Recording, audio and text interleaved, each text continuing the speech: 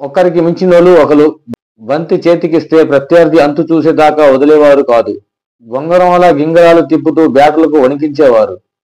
రామలక్ష్మణ్లా కలిసి యుద్ధం చేసేవారు. ఒకరికొకరు తోడుగా ఉంటూ జట్టుకు విజయాలు అందించేవారు.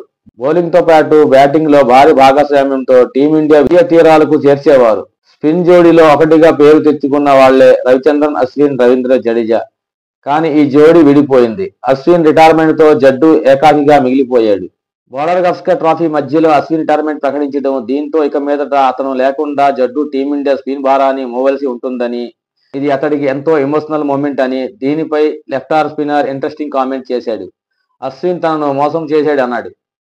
రిటైర్మెంట్ అనౌన్స్ చేసిన రోజంతా తనతోనే ఉన్నాడని, కానీ గేమ్కు గుడ్ బై చెప్పినట్లు ఒక్క మాట కూడా నాతో చెప్పలేదని, చివరి క్షణాల్లో తనకు రిటైర్మెంట్ గురించి తెలిసిందని, ప్రెస్ కాన్ఫరెన్స్ 5 నిమిషాల ముందు తనకు సమాచారం అందిందని జట్టు భావిద్వానికి లోనయ్యాడు. అశ్విన్ ఇలా చేస్తాడని అనుకోలేదు.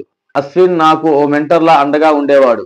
ఆన్ ఫీల్డ్లో ఎప్పుడు ఏ సలహా కావాలన్నా అతడు పక్కనే ఉండేవాడు. బౌలింగ్ పార్ట్నర్గా బ్యాటర్ను ఎలా అవుట్ చేయాలనే దీనిపై సిచ్యువేషన్ తగ్గట్టి ప్లాన్ వేసేవాడు. ఇవన్నీ నేను ఎప్పటికైనా మిస్ అవుతా.